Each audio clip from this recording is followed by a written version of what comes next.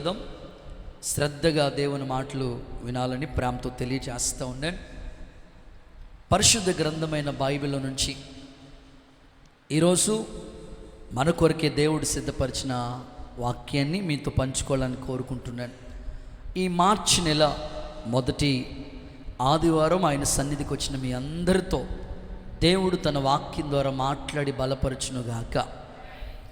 అపోస్తలుడైన పౌలు కొరింథీయులకు రాసిన మొదటి పత్రిక 10వ అధ్యాయం 21వ వాక్య భాగాన్ని చదువుకుందాం. పరిశుద్ధ గ్రంథమైన బైబిల్లో నుంచి అపోస్తలుడైన పౌలు కొరింథీయులకు రాసిన మొదటి పత్రిక 10వ అధ్యాయం 21వ వాక్య భాగం నేను చదువుతున్నాను, చూడండి.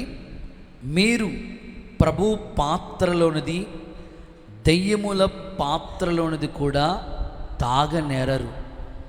ప్రభు బల్ల మీద ఉన్న దానిలోనూ దెయ్యముల బల్ల మీద ఉన్న దానిలోనూ పాలు పొంద నేరరు. ఓకే, ఇందులో నేను మీకు చెప్పాలనుకున్న సందేశం పేరేమిటంటే ప్రభు బల్ల. చెప్పండి ఒకసారి, కొంచెం గట్టిగా చెప్పాలా, మీ పక్క వాళ్ళకి వినబడినట్లుగా, వాళ్ళ చెవిలో వినబడినట్లు చెప్పండి, ప్రభు బల్ల. సో ఆ ఒక్క సందేశాన్ని ఈ పూట దేవుడు మనందరికీ వినిపించునుగాక. ప్రభు బల్ల గురించి అపోస్తలుడైన పౌలు వెరీ క్లియర్గా సంఘానికి తెలియచేస్తూ ఉన్నాడు. ఇంకొక రిఫరెన్స్ కూడా చెప్తాను మీకు. 2 రిఫరెన్స్ని ఆధారం చేసుకుని మీకు సందేశాన్ని చెప్తాను. మత్తయి సువార్త 26:26, మత్తయి సువార్త 26:26. ఈ 2 రిఫరెన్స్లు మీరు నోట్ చేసుకోండి. శ్రద్ధగా దేవుని మాటలు వినండి. మత్తయి సువార్త 26:26. వారు భోజనము చేయుచుండగా యేసు ఒక రొట్టెను పట్టుకుని దాన్ని ఆశీర్వదించి దాన్ని విరచి శిష్యులకిచ్చి, తీసుకుని తినండి, ఇది నా శరీరమని చెప్పాను, ఇది నా రక్తమని చెప్పాను. దేవుడు ఈ వాక్యాన్ని మన వినికిడిలో ఆశీర్వాదకరంగా మార్చునుగాక. గట్టిగా చెప్దాం, ఆమేన్. ఈ పరిశుద్ధమైన కార్యక్రమం, ఈ ప్రభు బల్ల ఆరాధన చాలా చాలా ప్రాముఖ్యమైన కార్యక్రమం ఇది. అందుకే నెలలో ఫస్ట్ ఆదివారం మనమందరం సంగముగా సమకూర్చబడి ఈ ప్రభు బల్లారాధన కార్యక్రమంలో పాలి భాగస్థలమై ఉంటున్నాం. దయచేసి మీరు ఈ మాటలు శ్రద్ధగా వినడానికి మీరు ఆసక్తి చూపండి. ఈ పరిశుద్ధమైన కార్యక్రమం ఎందుకొరకే దేవుడు నియమించాడో, ప్రభు బల్లారాధన యొక్క ప్రాముఖ్యతను గురించి ఈరోజు మనం వింటున్నాం. ప్రభు మనకి బోధించబోతున్నాడు. ఖచ్చితంగా మీరు శ్రద్ధతో మనసు పెట్టి ఈ వాక్యాన్ని వింటే ఈ ప్రభు బల్లారాధనకి కూడి వచ్చిన మిమ్మల్ని అందరినీ కూడా నా దేవుడు యోగ్యులుగా అర్హులుగా మార్చునుగాక. యేసుక్రీస్తు ప్రభు చెప్తున్నాడు, ఒక రొట్టెని పట్టుకుని కృతజ్ఞతాస్తులు చెల్లించి దానిని విరచి, ఇది మీ కొరకే విరవబడిన నా శరీరము అని ప్రభు చెప్పినాడు. రొట్టెని గురించి ప్రభు మాట్లాడుతూ రొట్టెని ఆయన శరీరం అని ప్రభు మాట్లాడుతున్నాడు. ఇది మీ కొరకే విరవబడిన నా శరీరము అన్నారు ప్రభు. మరి రక్తాన్ని గురించి ప్రభు మాట్లాడుతూ ఏమన్నారంటే, ద్రాక్షరసాన్ని గురించి మాట్లాడుతూ ఇది అనేకుల కొరకే చిందించబడిన క్రొత్త నిబంధన రక్తం అని ప్రభు చెప్పినాడు. పౌలు గారు కూడా ప్రభు యొక్క రొట్టెను గురించి అక్కడ ఉపదేశాన్ని, ప్రభు బల్లను గురించి సంఘానికి చాలా క్లియర్గా బోధిస్తూ సంఘంతో మాట్లాడుతున్నాడు. కొరింథీ సంఘ స్థితిని మాట్లాడుతూ ఉన్నాడు. మీరు దెయ్యాల బలలో కూడా పాల్గొంటున్నారు, ప్రభు బలలో కూడా మీరు పాల్గొంటున్నారు, జాగ్రత్త అని ఆ బోధ సంఘానికి అవసరమైన మాటని అక్కడ పౌలు గారు బోధిస్తూ వచ్చినాడు. ఈరోజు ఈ వాక్యం యొక్క సారాంశం ఏమిటంటే, గతంలో నేను మీకు రొట్టె గురించి చెప్పాను, ప్రభు రొట్టె గురించి చెప్పాను. ఈరోజు ప్రభు బల్ల గురించి చెప్పడానికి పరిశుద్ధాత్ముడు కృప చూపునుగాక. చాలామందికి ఈ ప్రభు యొక్క బల్ల గురించి సరైన అవగాహన లేక అర్థం చేసుకునే వాళ్ళ సంఖ్య తక్కువగా ఉంటుంది, అపార్థం చేసుకునే వాళ్ళ సంఖ్య ఎక్కువగా ఉంటుంది. చాలామంది యొక్క ఆలోచన ఏమిటంటే ప్రభు బల్ల అంటే అది ఫస్ట్ సండే, ఓకే దైవజనులు తెల్లని బట్టలు వేసుకుని రమ్మంటారు, వస్తాము, ఉపవాసంతో రమ్మంటారు, మోకరించమంటారు, మోకరిస్తాం, అదేదో ప్రసాదం పెట్టినట్లుగా గుళ్ళో దేవుడి దగ్గరికి ఆ చేతిలో ఒక రొట్టె ఇస్తారు, అది గుడుక్కుని అలా మింగేస్తాం, అయిపోయింది. తర్వాత ఒక ద్రాక్ష రసం ఇస్తారు, చిన్న ప్రార్థన చేసుకునే వాటిలో అయిపోయింది, వెళ్ళిపోతున్నాం, అక్కడే దులిపేసుకుని అయిపోయింది అని అనుకుని ఏదో వచ్చి అలా అయోగ్యంగా పాల్గొనే వాళ్ళ సంఖ్య కొంతమంది. అసలు ప్రభు బల్ల ఆరాధన గురించి ప్రభు ఏమని చెప్తున్నాడు? ఈరోజు ఈ సబ్జెక్ట్ని 3 కోణాల్లో మీకు చెప్పాలనుకుంటున్నాను. 3 విధాలుగా 3 ప్రశ్నలతో ఈ సందేశాన్ని మీకు బోధించాలనుకుంటున్నాను. మొదటి ప్రశ్న ఏమిటంటే ప్రభు బల్ల ఎందుకు తీసుకోవాలి? ఇది ఫస్ట్ ప్రశ్న. సో దీనికి 3 ఆన్సర్లు చెప్తాను సబ్జెక్ట్లో. ఆ తర్వాత ప్రభు బల్ల ఎలా తీసుకోవాలి, అది సెకండ్ ప్రశ్న. ఆ థర్డ్ ప్రశ్న ఏమిటంటే తీసుకున్న తర్వాత ఏం చేయాలి?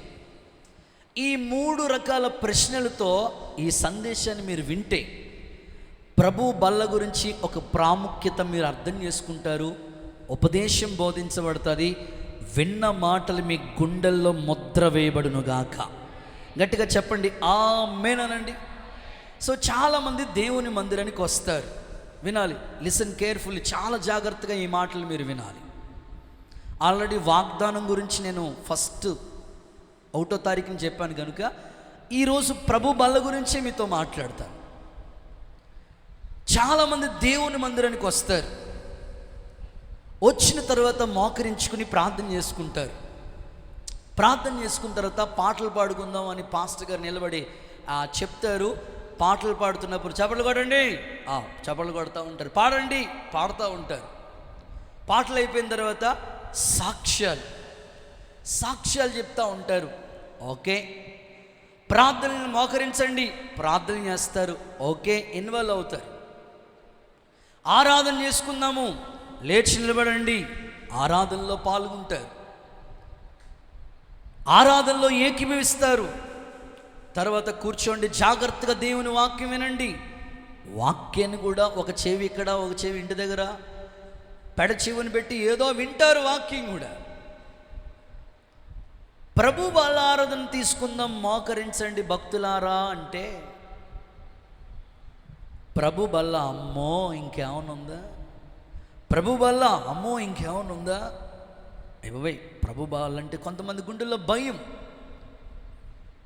వద్దు, ఈ నెలలో వద్దులే, మనసు బాగోలేదులే, భార్యను తిట్టాను కదా, మనసు బాగోలేదులే అని అనుకుని అలాగా వాయిదాలు వేస్తూ చాలామంది, ఒక్కరిని కాదు 100లో చాలామంది ప్రభు బల్ల అంటే ఒక భయం ఏర్పడి తీసుకోకుండా దూరం అయిపోయే వాళ్ళ సంఖ్య ఎక్కువగా ఉంటుంది.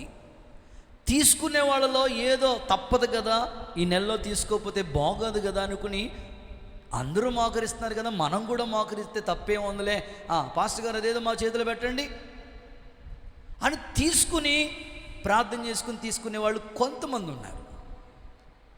సో దీని గురించిన బోధ ప్రతి విశ్వాసి తెలుసుకోవాలి.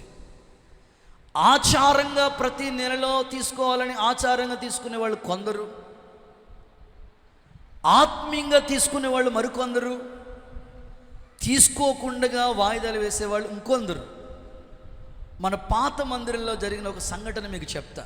పాత మందిరంలో అక్కడ కూర్చున్నారు, ఇప్పుడు బిల్డింగ్ నిర్మాణం చేస్తాం కదా, అక్కడ పాత మందిరం ఉండేది, ఆ పక్కనే మా రూమ్స్ ఉండేవి. దేవుని మందిరానికి వచ్చే బిడల్లో ఇంచుమించు ఒక వ్యక్తి నాకు బాగా గుర్తు, సంవత్సర కాలం ప్రభు బల్లారాధన తీసుకోవాలి, సంవత్సర కాలం బల్లారాధన తీసుకోవాలి. బల్లారాధన ఇచ్చినప్పుడల్లా కూడా అన్న మీరు కూడా నేను తీసుకోను బ్రదర్, ఒక్క సంవత్సర కాలం ప్రభు మందిరానికి వచ్చేవాడు, కూర్చునేవాడు, పాటల్లో ఉండేవాడు, ప్రార్థనలో ఉండేవాడు, అన్నిట్లో ఇన్వాల్వ్ అయ్యేవాడు, చిల్లర మధ్య చందా కూడా వేసేవాడు, అన్నీ బాగానే ఉండేవి. బల్ల ఆరాధన అంటే చాలు, ప్రభు బల్ల అంటే దూరం అయ్యి తీసుకోకుండా వెళ్ళిపోతూ ఉండే సందర్భాలు నాకు గుర్తు.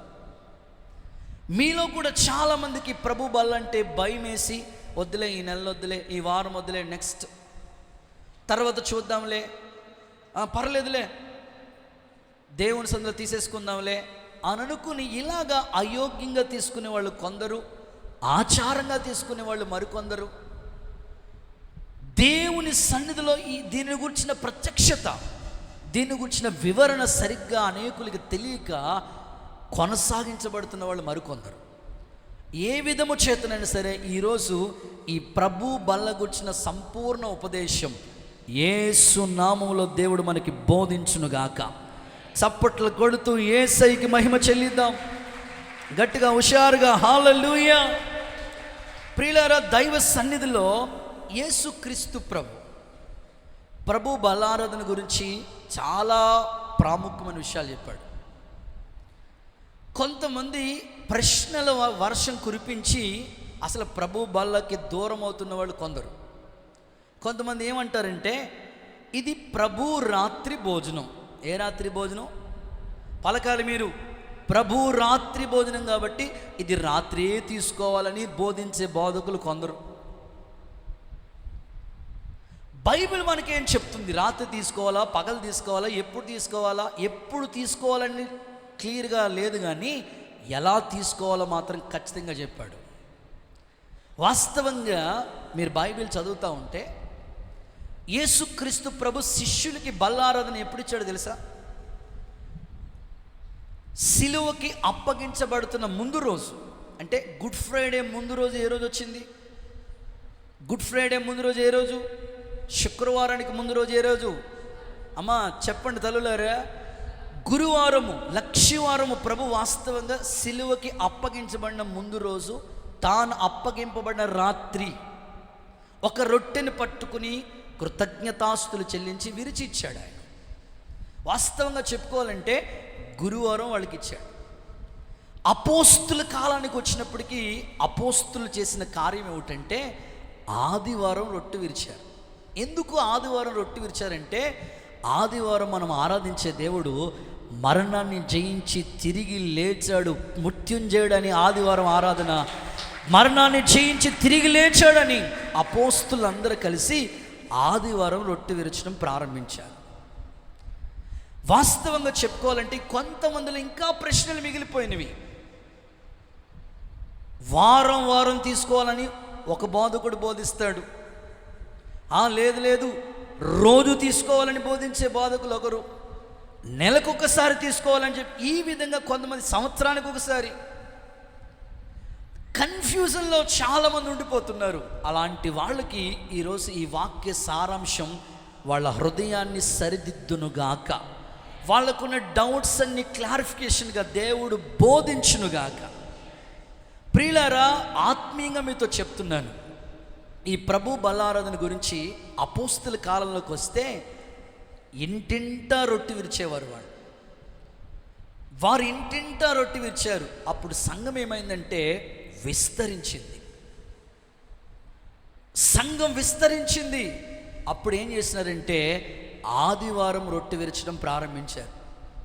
వాళ్ళు కూడుకున్నప్పుడు రొట్టె విరచడం, ఇంటింటా రోజు కూడుకుంటూ ఉండేవారు. సంఘం విస్తరిస్తూ ఉంది. అప్పుడు ఏం చేశారంటే వారానికి ఒకసారి ఆదివారం వచ్చినప్పుడు వాళ్ళు రొట్టె విరచడం ప్రారంభించారు. ఇక పౌలు సేవా పరిచర్య కొనసాగించబడుతూ ఉంటుంటే మిషనరీ ప్రయాణం కొనసాగించబడుతూ ఉన్నాడు పౌలు. 3 మిషనరీ ప్రయాణాలు చేశారు. ఓసారి వాడలో ప్రయాణం చేస్తూ ఉంటుంటే ఇంచుమించు వాడలో 14 రోజులు ఏమీ తినలేదు. వారానికి ఎన్ని రోజులు చెప్పండి? 7 రోజులు. అంటే 2 వారాలు ఏమీ తినలేదు. బల్లారాధన తీసుకున్నట్టు ఏమీ లేదు అక్కడ.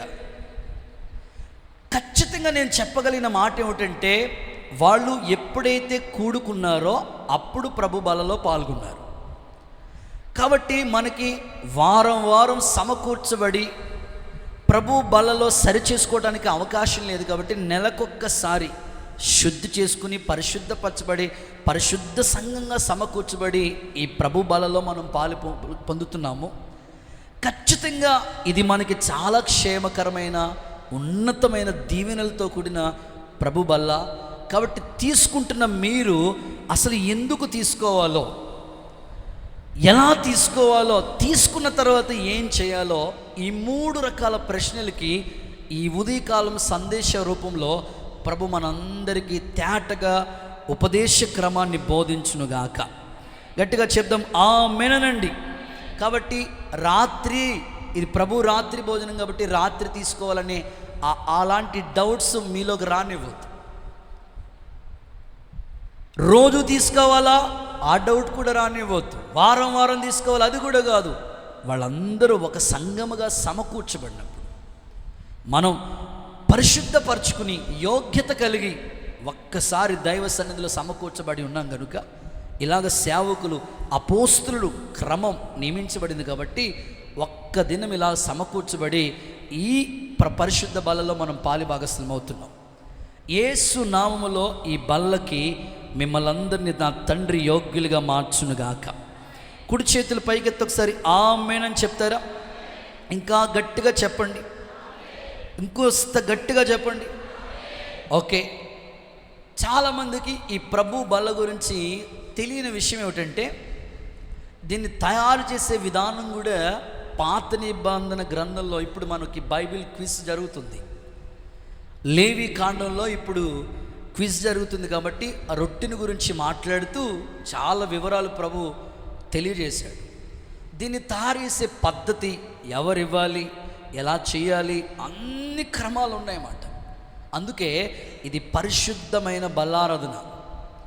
దీన్ని ఆచరించేటప్పుడు కూడా, దీన్ని పాటించేటప్పుడు కూడా అంత పరిశుద్ధంగానే దీంట్లో మనం పాలి పంపులు పొందాలి.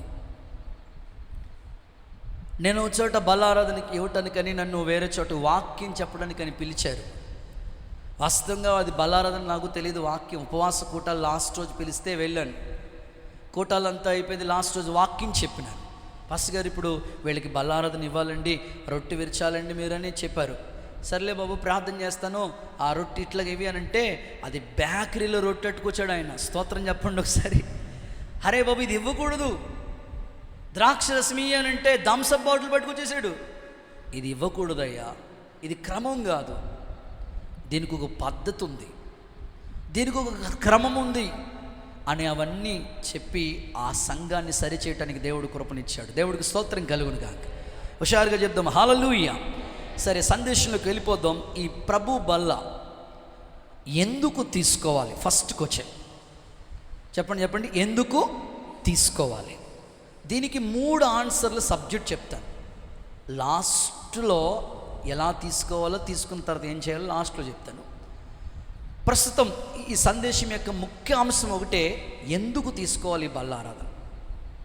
ఓకే, చదవండి. మొదటి మాట లూకా సువార్త 22వ అధ్యాయం 19వ వాక్యం చూడండి. లూకా సువార్త, మీరు బైబిల్ ఉంటే, నోట్స్ ఉంటే చూడండి, చదువుకోండి, నోట్స్ రాయండి. చదవమ్మా. ఆయన ఒక రొట్టెని పట్టుకుని కృతజ్ఞతాస్తుతులు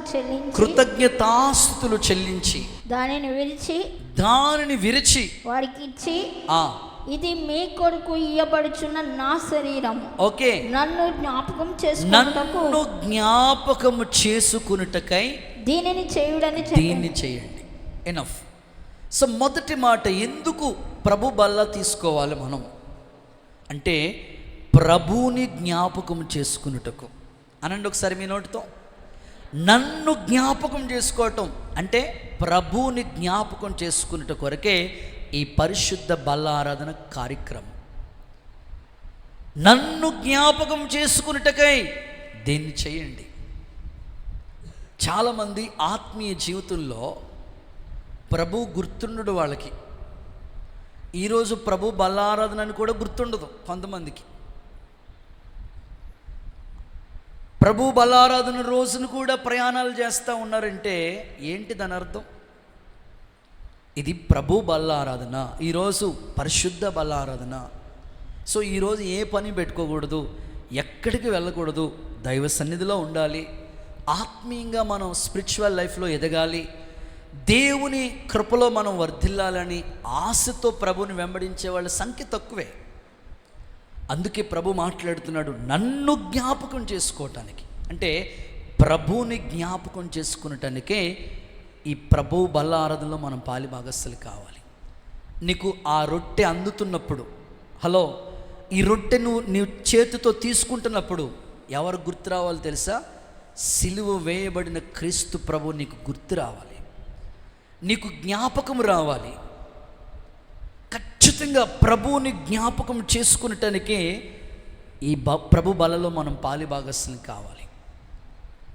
ఎంత శ్రమ పడితే ఆ శరీరం మన చేతిలోకి వచ్చింది, అది గుర్తు రావాలి నీకు. ప్రభు రొట్టె తీసుకుంటున్నప్పుడు అది ప్రభు శరీరం అని వివేచించాలి నీవు. ప్రభు రొట్టె నువ్వు అందుకుంటున్నప్పుడు నీకు గుర్తు రావాల్సింది ఏమిటంటే సిలువ త్యాగం గుర్తు రావాలి. అర్థమయ్యేటట్లుగా చెప్తాను చూడండి. ప్రభు యొక్క రొట్టెని గురించి మనం ఆలోచిస్తూ ఉంటే, ఒక రొట్టె తయారవటానికి, ఆ రొట్టె తయారీ గురించి మనం ఆలోచిస్తే ప్రభు మన కొరకు చేసిన త్యాగం అర్థమైపోతుంది. ప్రభు బల్లారాధన నువ్వు తీసుకుంటున్నప్పుడు నీకు గుర్తు రావాల్సింది ఏంటంటే ప్రభు ఎంతగా త్యాగం చేసుకున్నాడో ఆ రొట్టెను చూసినప్పుడు నీకు అర్థమవుతుంది. ఎట్లాగ బ్రదర్ అనంటే, బాగా ఎండిపోయిన ఆ నేలలో ఒక మొక్క మొలిసి, బీడు బారిపోయిన ఆ భూమిలో ఆ మొక్క మొలిచి, అది ఎదిగిన తర్వాత ఫలించిన తర్వాత గింజలు, ఆ గోధుమ గింజ తయారైన తర్వాత ఆ గోధుమ గింజను ఆ యొక్క వ్యక్తి తీసుకొచ్చి దాన్ని కోసి కొట్లలోకి తీసుకెళ్ళి నూర్చిన తర్వాత ఆ గింజలు రొట్టెగా తయారవ్వాలంటే నలగొట్టి, గింజల్ని నలగొట్టినప్పుడు అది పిండిగా తయారవుతుంది. ఆ పిండి తయారైన తర్వాత ఆ పిండిని తీసుకొచ్చి పెనం మీద, అగ్ని మీద కాల్చినప్పుడు అది మన చేతిలో ఆహారంగా మార్చబడుతుంది. ఎంత ప్రాసెస్ ఉందో చూడండి. సేమ్ యేసుక్రీస్తు ప్రభు కూడా చేసిందదే. సిలువలో మండు టెండలో నీకోసం కల్వరిలో ప్రాణాన్ని త్యాగం చేశాడు ఆయన. యెరూషలేము నడివీధుల్లో ఆయన శరీరం నాగలి చాలవలే దున్నబడింది. ఒక రొట్టె తయారవటానికి ఆ గింజ పిండిగా ఎలాగ మారిందో, యేసు ప్రభు కూడా మన కొరకు ఒక రొట్టెగా తయారవటానికి ఆయన నలగొట్టబడ్డాడు. ఆ త్యాగం నీకు గుర్తు రావాలి. రొట్టె తీసుకున్నప్పుడు నా కొరకే కదా, నా కోసమే కదా ఈ త్యాగం అంతా ప్రభు చేశాడు. అలాగ పరిశుద్ధపరచబడి ఆ ప్రభు బలలో మనం చేతులు ఉంచితే అది మనకి ఎంతైనా దీవెన కలుగుతుంది. ఈ ఉదయకాలం ఆ త్యాగం గుర్తు లేకుండా ఏదో ఆచారంగా, ఏదో నామకార్థంగా అలాగ తీసుకుంటే మీకు క్షేమం కాదు. యేసయ్య సిలువ త్యాగం నీకు గుర్తు రావాలి. రొట్టెని అంత పశ్చాత్తాపం నీలోకి రావాలి. నలగొట్టబడిన ప్రభు నీకు కనబడాలి. ఆ సిలువ త్యాగం, ఆ దర్శనం నీకు రావాలి. ఇక రక్తం దగ్గరికి వద్దాం. రొట్టె ఎలా తయారవుతుందో చెప్పాను. అది పిండిగా తయారయ్యి పెనం మీద కాల్చబడినప్పుడు మన చేతిలోకి వచ్చింది. అలాగే రక్తాన్ని గురించి మనం ఆలోచిస్తే, నీకోసం నీవు పొందవలసిన శిక్ష ఆయన భరించి ఆయన చేతుల్లో మేకులు దిగ్గొట్టబడ్డాయి, ఆయన కాళ్ళలో మేకులు దిగ్గొట్టబడ్డాయి, ఆయన తల మీద కూడా ముండ్ల కిరీటం పెట్టారు. అది సరిపోక ప్రక్కలో బల్లును తీసుకుని పొడిచినప్పుడు రక్తము నీళ్లు కారినాయట. ఎంత సిలువ త్యాగము ప్రభు చేస్తే ఈ పరిశుద్ధమైన బలలో మనం పాలిభాగస్వం అవుతున్నాం. అందుకే ఆయన్ని జ్ఞాపకం చేసుకునటానికి, ఆయన మరణాన్ని జ్ఞాపకం చేసుకోవటానికే ఈ పరిశుద్ధ బలారాధనలో నువ్వు పాలు పంపులు పొందాలి. యేసుక్రీస్తు నామములో మీ అందరికీ కూడా ఆయన జ్ఞాపకాలు నిత్యము నిలిచి ఉండునుగాక. గట్టిగా చెప్పండి ఆమేనని. ఈ ఒక్కరోజే కాదు, ప్రతి నిత్యము ప్రభు నీకు జ్ఞాపకం ఉండునుగాక. ఆయన గూర్చిన తపన ఆలోచన నీ గుండెల్లో పరితపించునుగాక. యోహాను సువార్తలో ఒక మాట రాయబడి ఉంది, 6వ అధ్యాయం 56వ వాక్య భాగాన్ని మనం చూస్తే, యోహాను సువార్త 6వ అధ్యాయం 56వ వాక్యం. నా శరీరము తిని నా రక్తము త్రాగువాడు నాయందును నేను వానియందును నిలిచి ఉంటాను. నేను వానియందును, వాడు నాయందు నిలిచి ఉంటాడు. ప్రభులో నిలిచి ఉండేటట్లుగా అంత జ్ఞాపకాలు నీకు రావాలి. ద్రాక్షవల్లిలో తీగ నిలిచి ఉన్నట్లు క్రీస్తు ప్రభులో కూడా నీవు నిలిచి ఉండేటట్లుగా ఆయన సిలువ త్యాగం నీకు గుర్తు రావాలి. ఏదో అడావుడాడుగా వచ్చేసి ప్రభు బలలో నువ్వు పాలు భాగస్వామ్యం అవుతే అది నీకు క్షేమం కాదు. ఆయన జ్ఞాపకాలు గుర్తుండాలి నీకు. ఆయనలో నువ్వు నిలిచి ఉండాలి. నాలో నిలిచి ఉండి మీరు ఏది ఇష్టమో అడగండి, అది మీకు ఇస్తానన్నాడు ప్రభు. ఆయన్ని జ్ఞాపకం చేసుకునే ప్రతి కార్యం కూడా నిజంగానే ప్రభులో మనం నిలిచి ఉన్నట్లు. ఆత్మీయ జీవితం చాలా ఉన్నతమైంది. ప్రతి క్రైస్తవుడు కూడా ప్రభువులోంచి తొలగిపోకూడదు, భక్తిలోంచి జారిపోకూడదు, లోకాశల వైపు పరిగెత్తకూడదు. దేవుని సముఖంలో మరణం వరకు కూడా ప్రభులో నిలిచి ఉండే ధన్యత దేవుడు మనకి దయచేయునుగాక. గట్టిగా చెప్పండి ఆమేనని చెప్పండి. పేతురు ఒకప్పుడు యేసుక్రీస్తు ప్రభుని బొంకాడు, ముమ్మారి బొంకాడు. అయితే ఎప్పుడైతే తనలో పశ్చాత్తాపం వచ్చిందో నిజంగానే పశ్చాత్తాపడిపోతున్నాడు. నేను పాపాత్ముడైన ఒప్పుకున్నాడు, ప్రభుని జ్ఞాపకం చేసుకుంటున్నాడు. మీ ఆత్మీయ జీవితాలు కూడా ఆ శరీరము, ఆ రొట్టె తీసుకుంటున్నప్పుడు ప్రభు శిలువ మరణం నీకు గుర్తు రావాలి. క్రీస్తు ప్రభు యొక్క త్యాగం నీకు గుర్తు రావాలి. అప్పుడే ఈ ప్రభు బల ఆరాధనలో మనం పాలి భాగస్వామ్యం అవటానికి యేసు క్రీస్తు నామములో తండ్రి మిమ్మల్ని అందరినీ యోగ్యులుగా మార్చునుగాక. గట్టిగా చెప్పండి ఆమేనని చెప్పండి. పాత నిబంధనలో ఒక పద్ధతి ఉంది. పాత నిబంధన పద్ధతి ఏంటంటే పస్కా పండుగ అనే ఒక పండుగ ఉంది. వాస్తవంగా ఇశ్రాయేలీయులకి 7 రకాల పండుగలు ఉన్నాయి. అందులో పస్కా పండుగ ఒక పండుగ. ఈ పండుగ వాతావరణాన్ని గురించి మాట్లాడుతూ ఇలాగ చెప్పినాడు మోషే. దేవుడే ఒక కట్టడిచ్చాడు, దేవుడే ఒక నిబంధన ఇచ్చాడు. ఇదిగో, ఏ ఇంటికైతే గొర్రెపిల్ల రక్తం పూయకుండా ఉంటుందో ఆ ఇంటి మీదకి సంహారపు దూత వచ్చి సంహరిస్తుంది. కాబట్టి ప్రతి ఇంట గుమ్మము పైన ఆ రక్తపు మరకలు కనబడాలి. అలాగే చెప్పారు, ఏ ఇంటికి ఆ రక్తపు మరకలు లేవో ఆ ఇంటికి ఆ శత్రువైన ఆ సంహారపు దూత సంహరించి వాళ్ళ ఇంటిని హతమార్చిన సందర్భాలు మనం చూస్తాం. అయితే ఏ ఇంటికి ఆ గుర్తులున్నాయో ఆ ఇంటిని దాటి వెళ్ళిపోయింది. మనం కూడా యేసు రక్తంతో కడగబడ్డాం కనుక మనమందరం ఈ బల్లకి యోగ్యులుగా దేవుడు మార్చునుగాక. వాళ్ళు ఎలాగైతే పస్కాను భుజించారో ఇప్పుడు ప్రభు బల్ల తీసుకోవటానికి అర్హతగా ప్రభు సన్నిధిలో మనమందరం రక్షించబడ్డాం కాబట్టి ఆయన రక్తం ద్వారా మన పాపములన్నీ క్షమించబడ్డాయి ఉన్నాయి. కాబట్టి ప్రభు బల్లకి దేవుడు యోగ్యులుగా అర్హులుగా మార్చునుగాక. చూడండి, అక్కడ ఒక నిబంధన వారికి చెప్తున్నాడు మోషే. నిర్గమకాండం 12వ అధ్యాయంలోకి వస్తే 13, 14 ఈ 2 వాక్యాలు కలిపి చదువుకుందాం. నిర్గమకాండం 12వ అధ్యాయం 13, 14 వాక్యాలు చదువుదాం. మీరున్న ఇండ్ల మీద ఆ రక్తము మీకు గుర్తుగా ఉండును. ఓకే, నేను ఆ రక్తమును చూసి మిమ్మల్ని నశింప చేయక దాటిపోయాను. ఆ రక్తాన్ని చూసి మిమ్మల్ని దాటి వెళ్ళిపోతాను. నేను ఐగుప్తు దేశంలో పాడు చేయుచుండగా ఓకే మిమ్మల్ని సంహరించుటకు తెగులు మీ మీదకి రాదు. మీ మీదకి రాదు. అందరూ ఆమేన్ చెప్పండి ఒకసారి. తెగులు మీ మీదకి రాదు. నెక్స్ట్, మనం మీకు కాబట్టి ఈ దినము మీకు జ్ఞాపకార్థమైనదగును. ఎలా ఉండాలి? మీకు ఈరోజు జ్ఞాపకార్థం.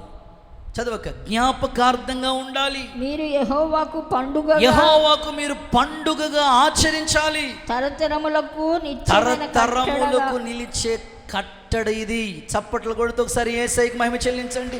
ఇది తరతరాలకి నిలిచే కట్టడ. ఇది జ్ఞాపకం ఉంచుకోవాలి. ఇది జ్ఞాపకార్థంగా ఉండాలి.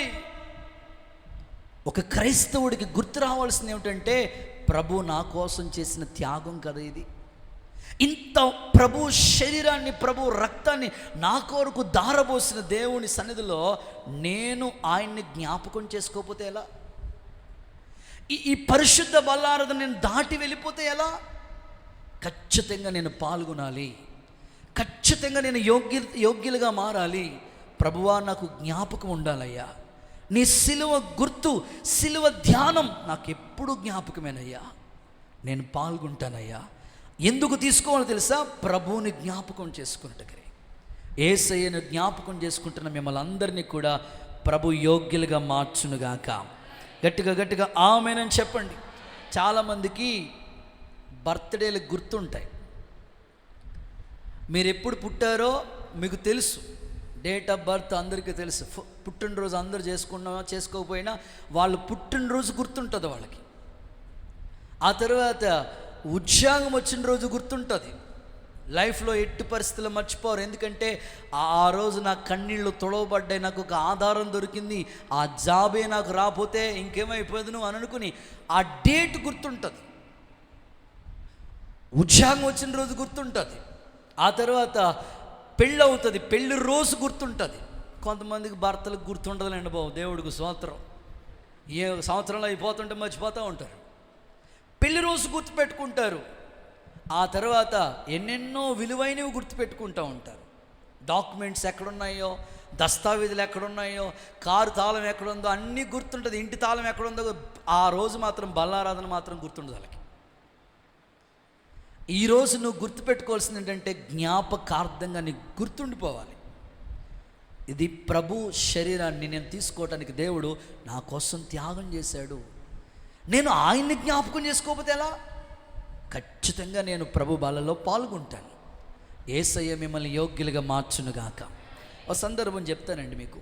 ఏది? 2 చేతులు ఆయన వైపు చాపి హుషారుగా హల్లెలూయా అని చెప్పండి. చేతులు ఊపుతూ చెప్పండి హల్లెలూయా. ఒక సందర్భం మీకు. ఒక ఆమె కారు ఆమె ఓన్గా డ్రైవ్ చేసుకుని పోతూ ఉంది. ఆమె ఓన్గా, అక్కోల్ డ్రైవింగ్ అంటే మీకు తెలుసు కదా, ఇంకేసి రక్తమే చేయ. ఆమె ఓన్గా డ్రైవ్ చేసుకుని పోతూ ఉంది. వెళ్తున్న కొంత దూరం వెళ్ళినప్పటికీ, అంటే హైదరాబాద్ నుంచి విజయవాడ సైడ్ వస్తూ ఉంది ఆమె. సో సరిగ్గా సూర్యాపేట ఆ ప్రాంతానికి వచ్చినప్పుడు, మరేం గారు వింటున్నారా, సూర్యాపేట ఆ ప్లేస్కి వచ్చినప్పటికీ కరెక్ట్గా ఆ కారు కొంచెం ట్రబుల్ అయింది, ఇబ్బంది అయింది, రిపేర్ వచ్చింది. కారు స్టార్ట్ అవ్వట్లేదు, ఆగిపోయింది. అదేంటో మన చేతిలో మన దగ్గర ఉన్న కారు అయినా ఏ వస్తువైనా పని చేసినంతసేపు సూపర్గా ఉంటుంది, దాన్ని పట్టించుకోమను. కానీ వెళ్తున్న కారు సడన్గా ఆగిపోయింది అనుకోండి, ఎన్ని ప్రశ్నలు వచ్చేస్తాయో. అనవసరంగా కారు తీసుకొచ్చిన ట్రైన్ మీద వెళ్ళిపోయిన బాగుండు, బస్సు మీద వెళ్ళిపోయిన బాగుండు. అది ఆగిపోయింది కదా, అప్పుడు స్టార్ట్ అవుతుంటే రకరకాల ప్రశ్నల వర్షం కురుస్తూ ఉంటాయన్నమాట. ఎప్పుడైతే కారు ఆగిపోయిందో ఆమె, ఇక కారు స్టార్ట్ అవ్వట్లేదు, ఎంత ట్రై చేసినా స్టార్ట్ అవ్వట్లేదు. సరే ముందుకి వెనక్కి ప్రయత్నం చేసింది, ఎంత ట్రై చేసినా అవ్వట్లేదు, అవకాశం లేదు. సరే ఆ సమయంలో ఏం చేసిందంటే, ఇక ఏడుపు వస్తుంది కదండి, బాధ కలుగుతుంది. ఏంటి కారు ఇట్లా స్టార్ట్ అయిపోయి అవ్వట్లేదు అనుకుని పక్కకి వెళ్ళి బాధ కలుగుతూ ఉంది. ఈ లోపల ఒక ఆయన పెద్ద ఆయనే, ఒక అంకుల్, సో ఇంచుమించు ఒక 40 years అట్లా ఉంటాయి. ఆయన ప్రయాణం మీద నడుచుకుంటా వెనకాల నుంచి వస్తూ ఉన్నాడు, హైట్గా ఉన్నాడు.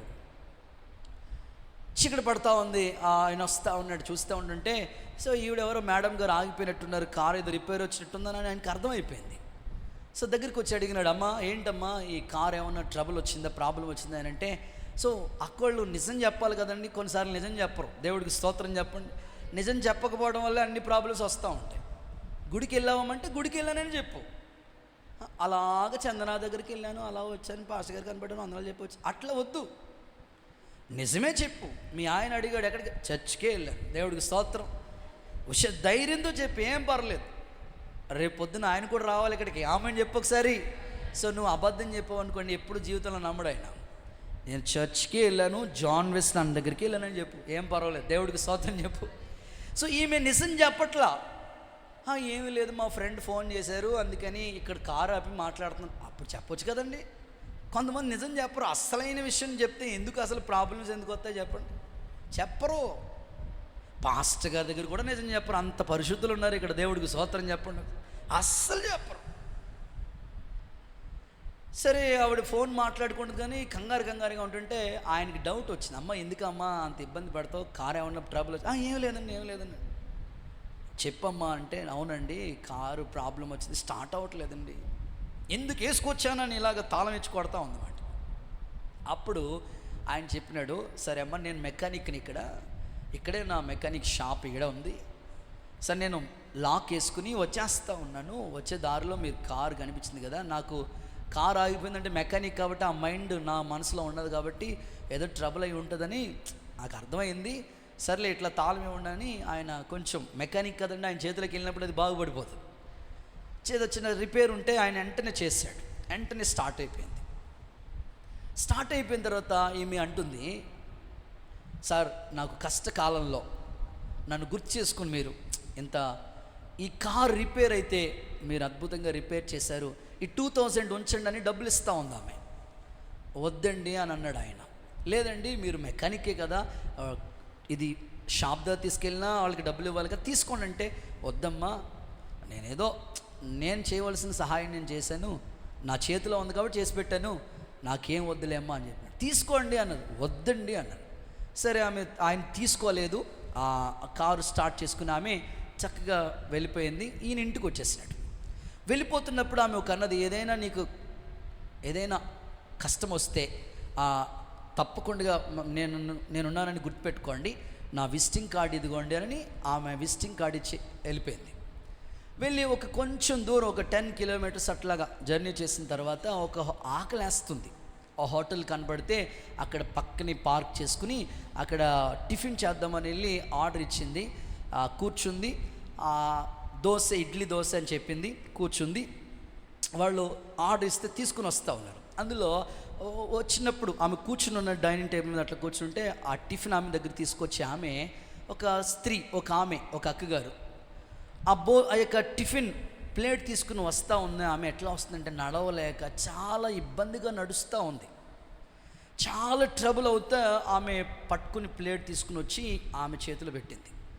చూసిన వెంటనే ఎందుకో బాధ కలిగి, ఏమా నడవలేకపోతున్నావు, ఏమైనా ప్రాబ్లమా అని అంటే, లేదండి నేను ఆల్రెడీ ప్రెగ్నెన్సీతో ఉన్నాను, ఇప్పుడు నాకు 9వ నెల నడుస్తుంది, కానీ నా ఇంట్లో ఉన్న పరిస్థితులను బట్టి ఇప్పుడు కూడా నేను పని చేస్తే కానీ నాకు ఆధారం లేదు, ఇప్పుడు కూడా నేను డ్యూటీ చేస్తేనే కానీ నా కుటుంబం పోషించబడటం కష్టం అని అనుకుని, అందుకొరకే ఇప్పుడు కూడా నేను డ్యూటీ చేస్తున్నానంటే, పాప మా మేడంకి చాలా బాధ కలిగి, అరే ఇప్పుడు 9వ నెలలో కూడా ఇంత ప్రతికూలమైన పరిస్థితుల్లో కూడా ఈమె హోటల్లో వర్క్ చేస్తూ ఉంది, పాపం చాలా ఇబ్బందుల్లో ఉన్నారేమనుకుని ఆమె చెప్పి, నీకు ఏ ఇబ్బంది అని వచ్చినా చెప్పినా ఈ విజిటింగ్ కార్డు నీకు ఇస్తాను తీసుకుని పోవాలని ఆమెకి విజిటింగ్ కార్డుతో పాటు ఒక చిన్న కవర్ కూడా ఇచ్చి ఆమె టిఫిన్ చేసేసుకుని వెళ్ళిపోయింది, కారు ఎక్కి వెళ్ళిపోయింది.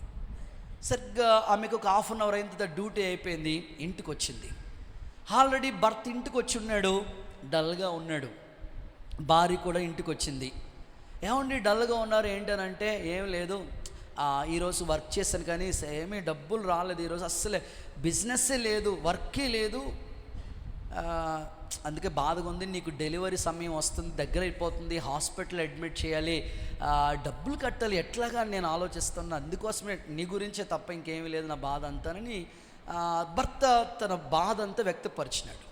వెంటనే భార్య అంటుంది, ఏమండి ఈరోజు మనం మా హోటల్లో ఒక ఆమె వచ్చారు, వస్తూ ఒక విజిటింగ్ కార్డు ఇచ్చారు అన్నాడు. అవునా, ఆ విజిటింగ్ కార్డు చూశాడు. సరే ఆమెకి ఇచ్చిన విజిటింగ్ కార్డు ఒకటే, ఈయనకి ఇచ్చిన విజిటింగ్ కార్డు ఒకటే, ఇద్దరి అడ్రస్ ఒకటే ఉంది. ఇంకా ఏమన్నా ఇచ్చారంటే, ఒక కవర్ ఇచ్చిందండి అన్నది. ఆ కవర్ ఓపెన్ చేసి చూస్తే 30,000 30,000 కవర్లో ఉన్నాయి.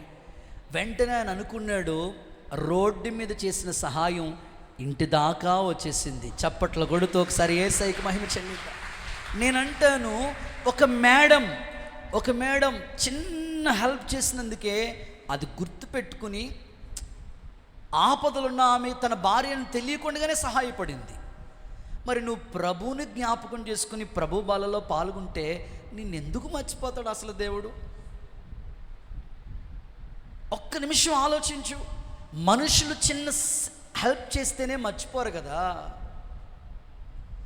దేవుణ్ణి నువ్వు జ్ఞాపకం చేసుకుని ఈ ప్రభు బలలో నువ్వు పాలిభాగస్లు అయితే నిన్నెందుకు మర్చిపోతాడు ఆయన? అసలే నువ్వే చాలా సందర్భాల్లో దేవుణ్ణి మర్చిపోతావేమో కానీ ఆయనైతే ఎప్పుడు మర్చిపోడు. ఈరోజు నువ్వు గుర్తుపెట్టుకోవాలి. అందుకొరకు ఈ సందర్భం నేను మీకు చెప్పాను. నన్ను జ్ఞాపకం చేసుకున్నట్టుకే దీన్ని చేయండి.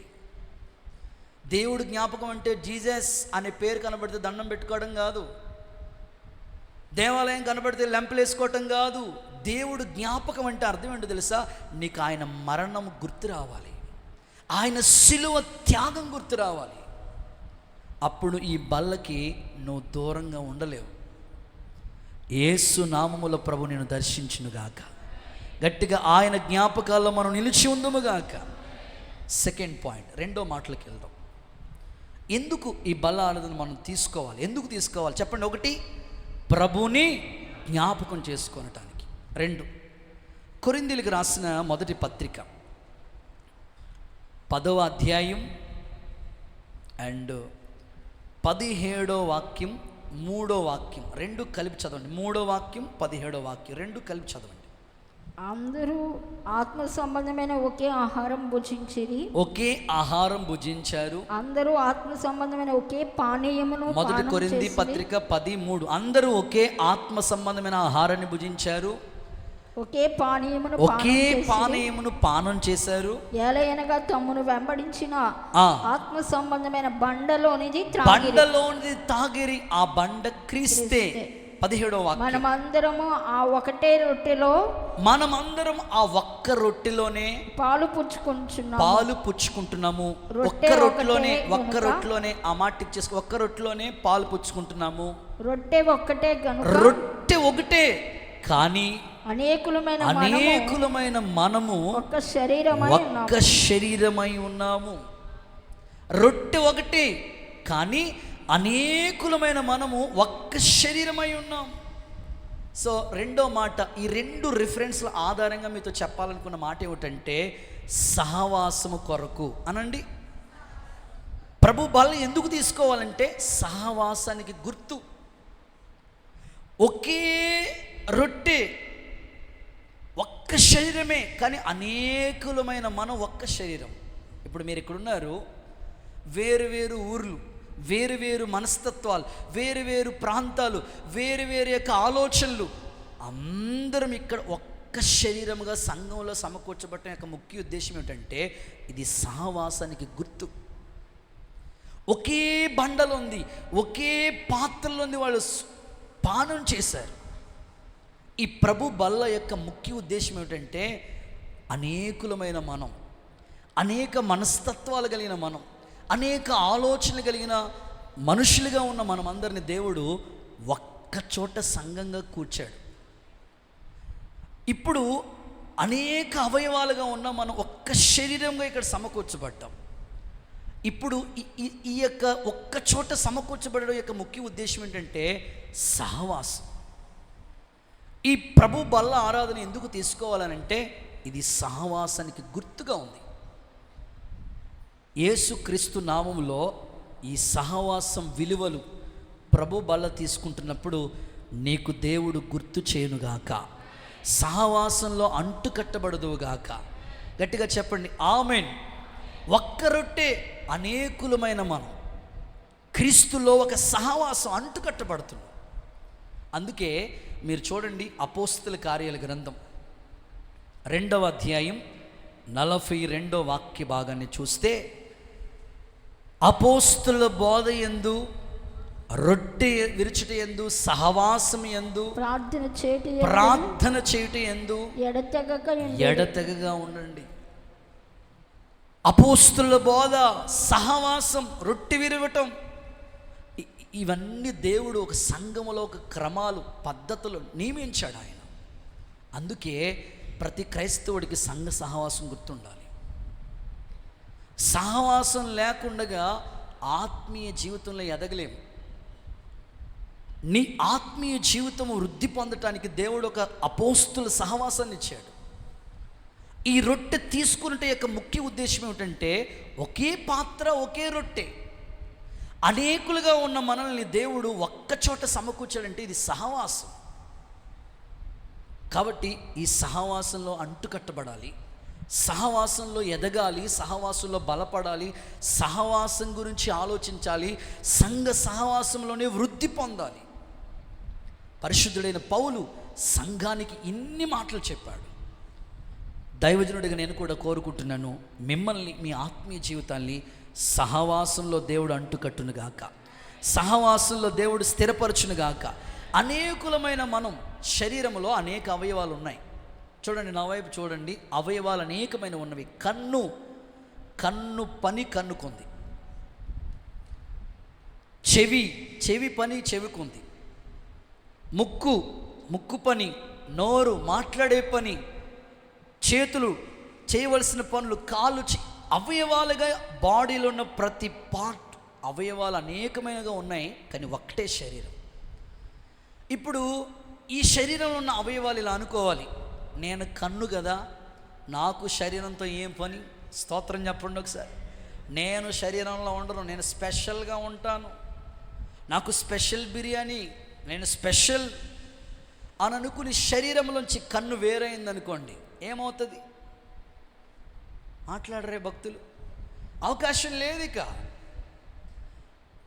శరీరంలో ఉంటేనే ఆ కన్నుకు వాల్యూ, నువ్వు కూడా సంఘంలో ఉంటేనే వాల్యూ. సంఘంలో ఉండకుండా సంఘ సహవాసానికి దూరమై ఉంటే నీకు వాల్యూవే లేదు. సహవాసం అందుకే దేవుడు సమకూర్చింది, సంఘాన్ని అందుకే ఏర్పాటు చేసింది. శరీరంలో ఉంటేనే, కన్నైనా, ముక్కైనా, పెదవైనా, నోరైనా, కాలైనా, చెయ్యైనా శరీరంలో ఉంటేనే, నువ్వు కూడా సంఘ సహవాసంలో ఉంటేనే ఉపయోగపడేది. సంఘానికి వేరుగా ఉండి మనం ఏమీ చేయలేం. సహవాసం విలువ చాలా ప్రాముఖ్యమైనది. ఒక వ్యక్తి ఎంత ఉన్నతమైన వ్యక్తి అయినా సహవాసంలో ఉంటేనే ఆ వ్యక్తికి విలువ. గట్టిగా ఆమేన్ చెప్పండి ఒకసారి, హుషారుగా చెప్పండి. మీరు కొన్ని కట్టెలు చూడండి, కొన్ని పుల్లలను మీరు చూడండి, ఆ కట్టెలు కానీ ఆ పుల్లలు కానీ మండుతున్న పొయ్యిలో ఉంటేనే కాలేది. అది టేక్ కర్ర అయినా, ఎంత కాస్ట్లీ కర్ర అయినా ఒంటరిగా ఉంటే ఉపయోగం లేదు.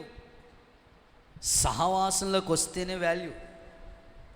నువ్వు కూడా సహవాసంలో ఉంటేనే నీకు విలువ. ఈ బల్ల నీకు గుర్తు చేసేది ఏంటంటే సహవాసం, సంఘ సహవాసం. అందుకే చూడండి, బల్లారాధన అయిన తర్వాత ఆమెనని ఎక్కడో అక్కడికి వెళ్ళిపోకూడదు. కనీసం ఒక్క వ్యక్తి సంఘంలో అందరికీ వందనాలు చెప్పి వెళ్ళాలి. అది సహవాసం. ఈ శరీరంలో ఒకదానికొకటి ఎలాగ అవయవాలు కలిసి ఉన్నాయో, విశ్వాసులు కూడా ఒకరితో ఒకరు ప్రేమానురాగాలు, ఆప్యాయత, అనుబంధం, ఆత్మీయత, మమకారం, ఈ అనుబంధం ఉండాలి. అందుకే సహవాసం పెట్టింది దేవుడు. ఇది నా శరీరము, సంఘం అనే శరీరంలో మనం అవయవాలుగా ఉండి సహవాసంలో పాల్గొనాలి. గట్టిగా ఆమెన్ చెప్తారా ఒకసారి? హుషారుగా చెప్పండి. మీరు బైబిల్ గ్రంథంలో చూడండి, ఎబ్రీయులకు రాసిన పత్రిక 10వ అధ్యాయం 24-25 వాక్యాలు. ఎబ్రీయులకు రాసిన పత్రిక 10వ అధ్యాయం 24-25. మానుకొనుచున్నట్టుగా కొందరు మానేస్తా ఉన్నారు. సమాజంగా కూడుకోవటం మానొద్దు. ఒకరినొకడు హెచ్చరించు, ఒకరిని ఒకళ్ళు హెచ్చరించుకోండి. ఆ దినము సమీపించుట, ఆ దినం అంటే ప్రభు రాకడ సమీపించిన కొలది. మరి ఎక్కువగా అలాగూ మరి ఎక్కువగా కూడుకోండి.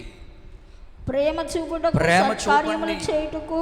ప్రేమ చూపండి. సంఘంలో ప్రేమ ఆప్యాయతలు ఉండాలి. నేను వాళ్ళతో మాట్లాడను, నేను వాళ్ళని పలకరించను, వాళ్ళకి వందనాలు చెప్పను. నేను అంటాను, వాళ్ళు పరలోకం వస్తాను, నువ్వు రావా, ఇక్కడే ఉండు. ప్రేమ చూపుటకు, సత్కార్యములు చేయుటకు, ఒకరినొకడు పురుకొల్పండి, ఒకరినొకరు హెచ్చరించుకోండి. ఇది సంఘ సహవాసం. సంఘంలో ఎవరికి బాధ వచ్చినా, ఎవరికి కష్టం వచ్చినా అది మనగా భావించాలి. ఇప్పుడు శరీరంలో కాళ్ళలో ముళ్ళు గుచ్చుకుంటే నోరుకి ఏం పని? మీకు ఎప్పుడైనా కాళ్ళలో ముళ్ళు గుచ్చుకుంటే ఏమంటుంది నోరు? భలే గుచ్చుకుందంటదే, అమ్మా అన్నది.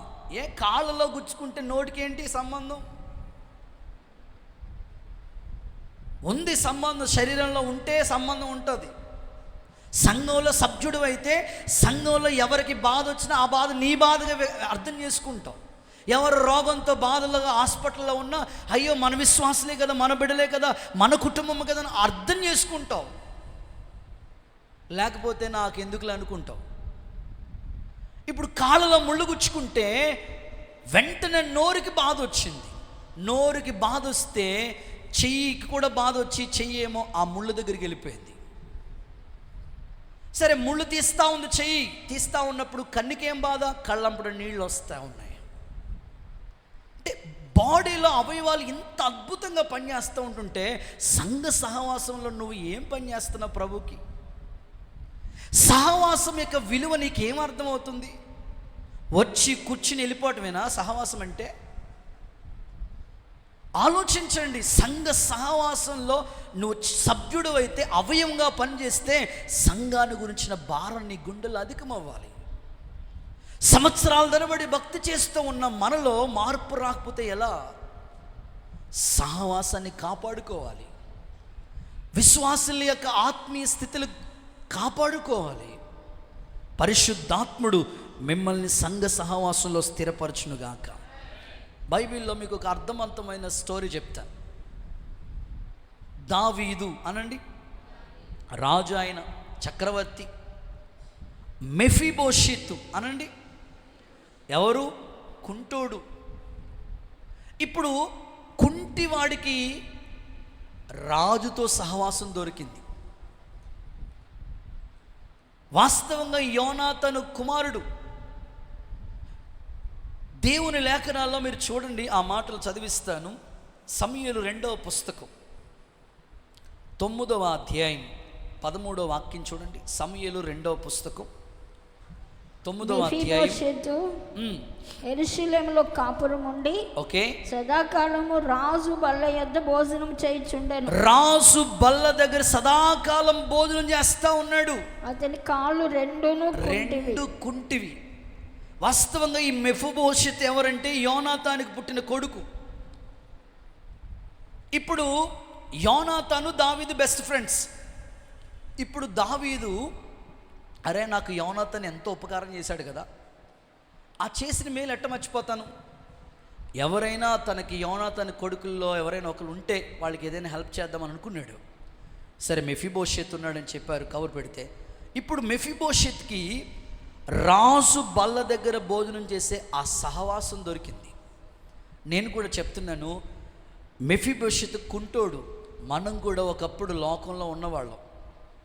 ఎందుకు పనికిరాని మనకి పరమ తండ్రి అయిన రాజుతో మనకి అవకాశం దొరికింది. గట్టిగా చెప్పండి. ఈ సహవాసం మనకు దొరికింది కనుక సహవాసానికి ఎప్పుడు దూరం అయ్యే మనసు నీలోకి రానివ్వద్దు. ప్రభు బల్ల నువ్వు ఎందుకు తీసుకోవాలి తెలుసా? ఇది సంఘ సహవాసం. శరీరంలో ఒక అవయవం. యేసయ్య శరీరాన్ని నువ్వు తీసుకుంటున్నావంటే దాని అర్థం ఏమిటంటే సహవాసంలో ఒక సభ్యుడిగా సంఘాన్ని గురించిన ఒక భారం నీ గుండెల్లో ఉంది. యేసుక్రీస్తు నామములో ఈ సహవాసంలోనే మనల్ని దేవుడు స్థిరపరచునుగాక. రాకడ కొరకు ఎదుర్కొనే కృప దేవుడు మనకు దయచేయునుగాక. చేతులూపుతూ హల్లెలూయా అనండి. యేసయ్య చెప్పిన ఉపమానం, 100 గొర్రెలు ఉన్నాయి. ఎన్ని గొర్రెలు?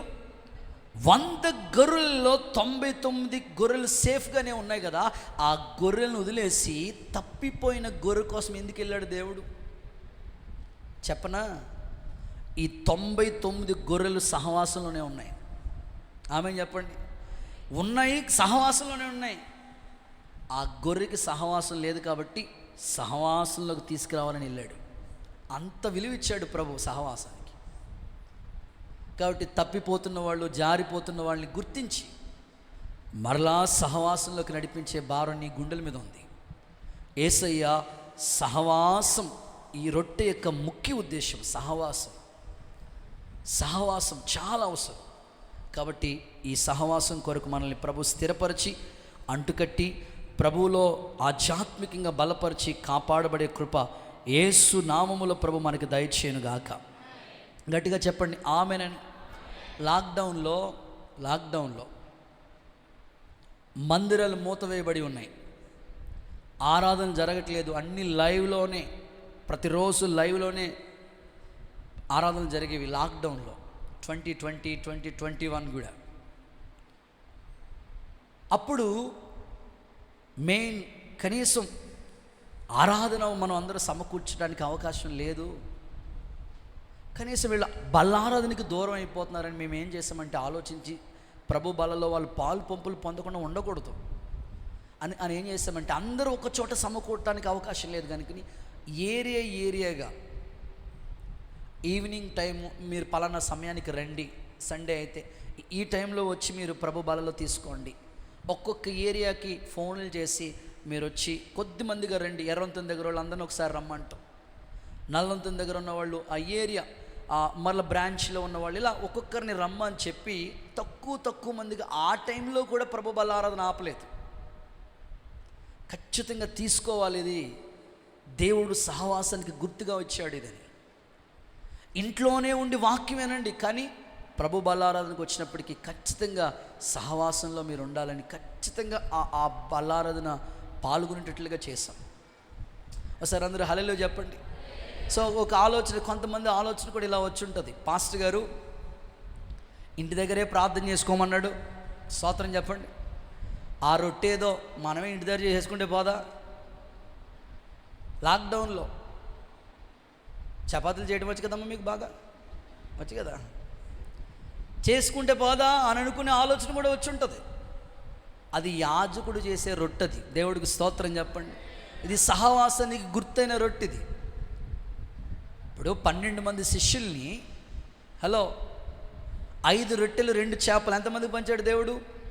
5,000 మందికి పంచేటప్పుడు ఎవరికి పడితే వాళ్ళకి ఇవ్వలేదు పంచమని. అర్థమవుతుందా? రొట్టె ఎవరు పడితే వాళ్ళు పంచకూడదు, 12 మంది శిష్యులకే ఇచ్చాడు. అందుకే రొట్టె పంచేటప్పుడు యాజక ధర్మం సేవలో ఉన్నవాళ్లే కొంచెం హెల్ప్ చేయడానికి పరిచారకుల్ని తోడుగా తీసుకుంటున్నాం. ఇంతమందికి ఒకేసారి అవ్వదు కనుక వాళ్ళు గ్లాసులు ఏర్పాటు చేసినప్పుడైనా పంచేది మాత్రం సేవకుడే. ఆలోచించాలి, ఇది సహవాసం చాలా వాల్యుబుల్. రొట్టె కదా ఇంట్లో తయారు చేస్తే పాదటి ఏంటి ఎదవది అని అనుకోవద్దు. గట్టిగా హల్లెలూయా చెప్పండి. అనుకోవద్దు. సహవాసానికి గుర్తు. ప్రభు మిమ్మల్ని బలపరచునుగాక, స్థిరపరచునుగాక, సహవాసం అంటుకట్టునుగాక. రైట్, 3వ మాటలోకి వెళ్ళిపోయి 3rd వన్. ఈ రొట్టె ఎందుకు తీసుకోవాలి? ఎందుకు? 2 కారణాలు చెప్పాను. 1, మర్చిపోకూడదు, ప్రభువుని జ్ఞాపకం చేసుకున్నటకు. 2, సహవాసం కొరకు. 3వది, నిత్య జీవం పొందుటకు. యోహాను సువార్త 6:54. శరీరం తిని నా రక్తం త్రాగువాడే నా శరీరాన్ని తిని నా రక్తాన్ని తాగిన వాడే నిత్య జీవం గలవాడు. అంత్య దినాన నేను వాడిని లేపుతాను.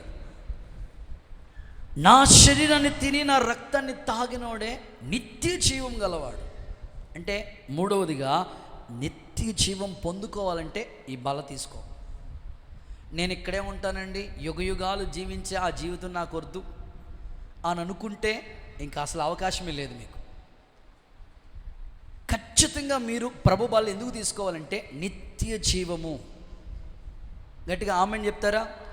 నిత్య జీవం. అక్కడ ప్రభు ఇంకొక మాట కూడా చెప్తున్నాడు, మీలో మీరు జీవము గలవారై ఉండునట్లు.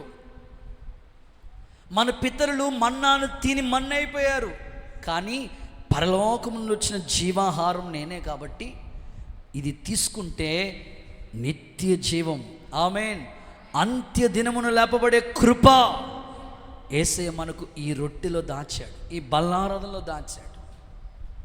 అందుకోసమే ఆ పదంలో ఇలా ఉన్నాయి ఎఫ్, ఆ పదంలో ఆ పాటలో ఇంత చక్కని మాట రాశారు. ఏమని రాశారంటే ఆ పదం, ప్రభు బల్లారాధనకు దూరము కాలేనులే, ప్రభు బల్లారాధన దూరము కాలేనులే, మనసెరిగిన యేసయ్యా మదిలోన చెతగా చెతచావు, నీ పత్రికనుగా మార్చావు, మనసెరిగిన యేసయ్యా మదిలోన చెతగా నిలిచావు. ఈ మట్టి శరీరము ఒకరోజు మహిమను ధరిస్తుంది. అంత్య దినమున మనం లేపబడాలంటే, ఖచ్చితంగా నిత్య జీవాన్ని పొందుకోవాలంటే ప్రభు బల్లకి ఎప్పుడు దూరం అవ్వద్దు. నువ్వు ఏ నెలలో కూడా నువ్వు దూరం అవ్వద్దు. సమీపించిన కొలది, అవకాశం ఉన్న కొలది ప్రభు బలలో పాలు పంపులు పొందటానికి సిద్ధపాటు కలిగి యోగ్యత కోసమే దేవుణ్ణి అడిగి, ప్రభా నిత్య జీవం పొందుకోకపోతే ఎలాగయ్యా? ఖచ్చితంగా నిత్య జీవం పొందుకోవాలి.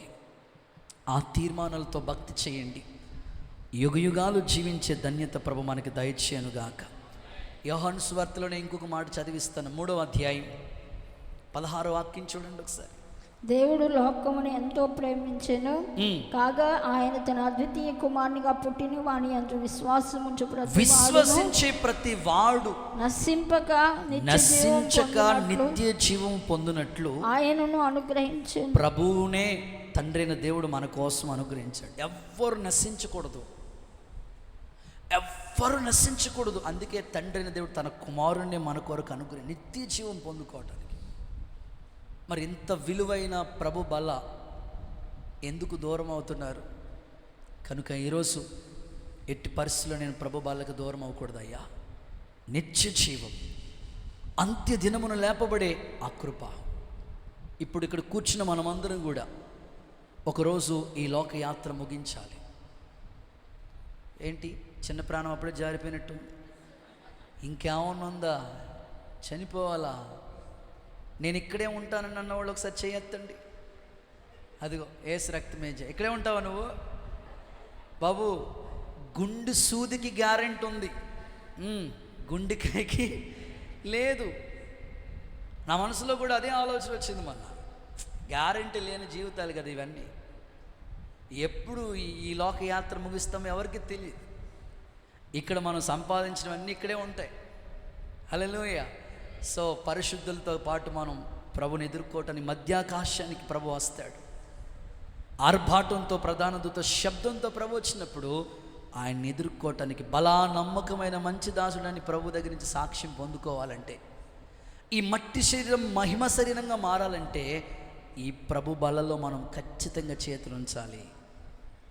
ఆమేన్, హల్లెలూయా. కనుక నిత్య జీవాన్ని పోగొట్టుకోవద్దు. యుగయుగాలు జీవించే ఆ జీవితానికి దూరం అవ్వద్దు. ప్రభు బల్ల ఎందుకు తీసుకోవాలో ప్రభు ఇంత స్పష్టంగా చెప్తూ ఉన్నాడు. మోషే అరణ్యంలో ప్రజలందరూ చనిపోతూ ఉన్నారు. తాపకరమైన సర్పాలు కరిచి అనేకులు చచ్చిపోతూ ఉన్నారు. వెంటనే ప్రభుకి మోషే ప్రార్థన చేస్తే మోషేకి దేవుడు ఒక ఆలోచన చెప్పాడు. అరణ్యంలో ఇత్తడి సర్పాన్ని నిలబెట్టన్నాడు. బైబిల్లో మీరు ఇత్తడి సర్పము ప్రభు అయిన యేసుక్రీస్తుకి గుర్తుగా ఉంది. ఎప్పుడైతే ఆ అరణ్యంలో ఇత్తడి సర్పాన్ని మోషే నిలబెట్టాడో ఆ ఇత్తడి సర్పాన్ని నిదానించి చూసిన వాళ్ళు బతికారు. స్తోత్రం చెప్పండి. ఏమండి, జీవితం అంటే ఇదే అనుకోకండి. 70 ఏళ్ళు 80 ఏళ్ళు జీవించే ఈ జీవితం గురించే అనుకోకండి. చాలామంది ఏమనుకుంటారంటే జీవితం అంటే అమ్మయ్య అమ్మయ్య. హల్లెలూయా చెప్పండి ఒకసారి. జీవితం అంటే గుర్తొచ్చింది. హల్లెలూయా చెప్పండి ఒకసారి. చాలామంది జీవితం అంటే ఇలా అనుకుంటారు, ఒకటో సంవత్సరం నుంచి 10వ సంవత్సరం వరకునంట ఇలా అడుగుతారంట. 1 నుంచి 10 వరకు నీ వయసు ఎంత అని అడుగుతారంట. వయసు ఎంతో చెప్తారు. ఇక 10 నుంచి 20 వరకు మార్కులు ఎంత, రాస్తున్నా కదా పరీక్షలు, మార్కులు, బైబిల్ క్విజ్ ఎంత వచ్చినాయి మార్కులు నీకు, మార్కులు ఎంత అని అడుగుతారంట. ఎప్పుడు 10 నుంచి 20 లోపల. 20 నుంచి 30 దాకా జీతం ఎంత, ఖాళీగా ఉంటున్నావా, ఏమన్నా చేస్తున్నావా, జీతం ఎంత సంపాదిస్తున్నావు, 4 రాళ్ళు ఏమన్నా, 6 రాళ్ళ సంగతి దేవుడు ఎరిగిన కిడ్నీలో మాత్రం ఉన్నాయండి బాబు కదా. జీతం ఎంత అంటారంట. 20 నుంచి 30 దాకా జీవితం అంటే చెప్తున్నాను. 30 నుంచి 40 దాకా పిల్లలు ఎంతమంది, అబ్బాయి అమ్మాయి, కాయ పువ్వా అడుగుతారు. వీళ్ళు ఏదో పాదిట్టేసినట్టు అడుగుతారు కదా. 30 నుంచి 40 దాకా పిల్లలు ఎంతమంది అంటారంట. తర్వాత 40 నుంచి 50 వరకు ఆస్తి ఎంత, మరంతే, మరి జీవితం ఇదే. అమ్మా మరమ్మ గారు ఆస్తి ఎంత సంపాదించారు అని అడుగుతారు. తర్వాత 50 నుంచి 60 వరకు బీపీ ఎంత, షుగర్ ఎంత, అది అక్కడికి వచ్చినప్పటికి అలా వస్తుంది బండి, ఇక బండి స్లో అయిపోతూ ఉంటుంది అన్నమాట. తర్వాత 60 నుంచి 70 వరకు పెన్షన్ ఎంత వస్తుందా, ఇత్తనాళ్ళండి బాబు, వస్తుందండి బాబు, పెంచారంట కదా, వస్తుంది. ఓకే, ఇప్పుడు 70 నుంచి 80 దాకా మరలా వచ్చేసింది. వయసు ఎంత, ఏమైపోతాం, గుడుకుమంటుంది ఫ్యాను. సో ఇక్కడ జీవించే జీవిత కాలం గురించి ఆలోచించకండి. పౌలు అంటాడు, ఎంత ఈ లోకం కొరకు జీవిస్తే ఇంతకంటే దౌర్భాగ్యులు లేరన్నాడు. ఇది కాదు, ఇక్కడ కన్ను మూసిన తర్వాత యుగాలు జీవించాలి, అది జీవితం. ఒక అద్దిండ్లు మనకి ఈ లోకం, మనకి నేనైనా మీరైనా ఎన్ని కూడగట్టుకున్నా ఏది చేసినా అన్ని ఇక్కడ వదిలేసి వెళ్ళిపోవాలి. అందుకని అక్కడ జీవితం గురించి ఇక్కడ ఆలోచించాలి మీరు. మనోళ్ళు లేక చంద్రమండలం మీద కూడా ప్లాట్లు కొనేసుకుంటున్నారు. ఏం ఉండవయి, అన్నీ వదిలేసుకుని పోవాలి. కనుక దేవునితో జీవించే జీవితం ఉన్నతమైంది కాబట్టి నిత్య జీవం అది లేకపోతే ఇంకేమీ లేదు మనకి. అందుకోసమే ధనవంతుడు అడిగాడు కదా, నిత్య జీవం పొందుకోవాలంటే ఏం చేయాలని అడిగినా ప్రభు చెప్పినా చేయలేకపోయాడు. ఈరోజు చాలామంది ఒంటే సూది బెచ్చంలో దూరటం ఈజీ అంట, కానీ ధనవంతుడు పరలోక రాజ్యంలో నో ఎంట్రీ అని ఎందుకు చెప్పారంటే చాలామంది వాళ్ళకి ఏదో ఒకటి అడ్డొచ్చేస్తుంది, ఆ నిత్య జీవాన్ని పొందుకోలేకపోతున్నారు. బాప్తిస్మాలకు వాయిదాలు వేస్తున్నారు, దేవునికి దూరం అయిపోతారు, యుగాలు జీవించే ఆ జీవితాన్ని పొందుకోలేకపోతున్నారు. ఈరోజు నువ్వు ఆలోచించు, ఈ బల్ల నువ్వు ఎందుకు తీసుకోవాలి తెలుసా? నిత్య జీవం కొరకు, యుగాలు జీవించే ఆ జీవితాన్ని యేసు నామములో ప్రభు నీకు దయచేయునుగాక. ఈ భౌతికమైన జీవితమా కొంతసేపు కనబడి అంతలో మాయమైపోయే ఆవిరి వంటిది, నీటి బుడగ వంటిది, ఒలిగిపోయిన నీళ్లు ఎలా ఎత్తలేమో లాంటిది. కనుక ఆ జీవితం ఉన్నతమైనది కాబట్టి ఆ జీవితాన్ని ఎదుర్కోవటానికి సిద్ధపరచబడి సంఘ సహవాసాలు అంటు కట్టుబడి క్రీస్తుని ప్రభుని సొంత రక్షకుడిగా అంగీకరిస్తే నువ్వు ప్రభు బలలో పాలు భాగస్సులు అయితే ఖచ్చితంగా నిత్య జీవానికి వారసుడు అవుతావు. అట్టి కృప యేసు నామములో తండ్రి నీకు దయచేయనుగాక. ట్రైన్లో ప్రయాణమే వెళ్తూ ఉంటారు, టికెట్ లేదు, గబగబా ఎక్కేసారు అడవుల్లో, టీసీ వస్తున్నాడని ఎవడో చెప్పాడు మీ పక్కైన, అంతే. అది తప్పించుకోవడం కోసం వెంటనే వాష్రూమ్ గుర్తొస్తుంది మనోళ్ళకి. టికెట్ లేదు కదా, ఇప్పుడు ఫైన్ కట్టాలి అంటే ఈ లోకం జీవితం కోసం ఎలాగైనా తప్పించుకోవడానికి ఎన్నో మార్గాలు ఉన్నాయో కానీ అక్కడికి వెళ్ళటానికి తప్పించుకోవడానికి అవకాశం ఏమీ లేదు నీకు. ఇక్కడే నువ్వు సిద్ధపడాలి. ఆమేన్. అందుకే సేవకులు, అందుకే పరిచర్య, అందుకే సేవ.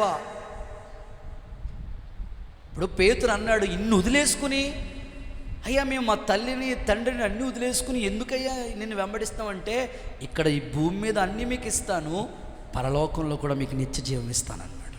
ఆమేన్. ఆ నిత్య జీవాన్ని పోగొట్టుకోకండి. అందుకోసం ప్రభు బలలో పాలిభాగస్సులు కండి. యేసయ్య ఇటు కృప మీకు దయచేయునుగాక. ఇప్పుడు రెండో ప్రశ్నకి, ఫస్ట్ ప్రశ్నకి 3 ఆన్సర్లు చెప్పాను. హలో, ఇక్కడే ఉన్న వాళ్ళు ఒకసారి హల్లెలూయా చెప్పండి. ఒక్క 5 లేదా 10 నిమిషాల్లో ముగిచేస్తా. ఒక ప్రశ్న ఎంతసేపు చెప్తే ఇంకా తెల్లారిపోతుందేమో అనుకోకండి, అవసరమైన సబ్జెక్ట్ అంతా వచ్చేసింది. ఇప్పుడు ఆ ప్రభు బల్ల ఎందుకు తీసుకోవాలి? 3 కారణాలు చెప్పాను. చూడకుండా, పుస్తకం చూడకుండా నా ముఖం వైపు చూసి చెప్పండి. ఎవరిని జ్ఞాపకం చేసుకుంటారు? మీ ఆయన గారినా? వద్దాం, ఇక్కడికి వచ్చిన మీ ఆయనేనా? ప్రభువుని జ్ఞాపకం చేసుకో. 2 సహవాసం. 3 నిత్య జీవం. అందుకోసం ప్రభు బల్ల ఆరాధన తీసుకోవాలి. ఓకేనా? ఇది ఎవరో పెట్టింది ఆచారం కాదు, బైబిల్లో చేసిన ఉన్నత ఉపదేశం. 2వ ప్రశ్న, ప్రభు బల్ల ఎప్పుడు తీసుకోవాలి, ఎవరు తీసుకోవాలి, ఎలా తీసుకోవాలి? ఇవన్నీ ఒకే ప్రశ్న. మరలా చెప్తున్నాను, ప్రభు బల్ల ఎప్పుడు తీసుకోవాలి, ఎలా తీసుకోవాలి, ఎవరు తీసుకోవాలి? ఈ ప్రశ్నలన్నిటికీ ఒక ఆన్సర్ చెప్తా. చదవండి.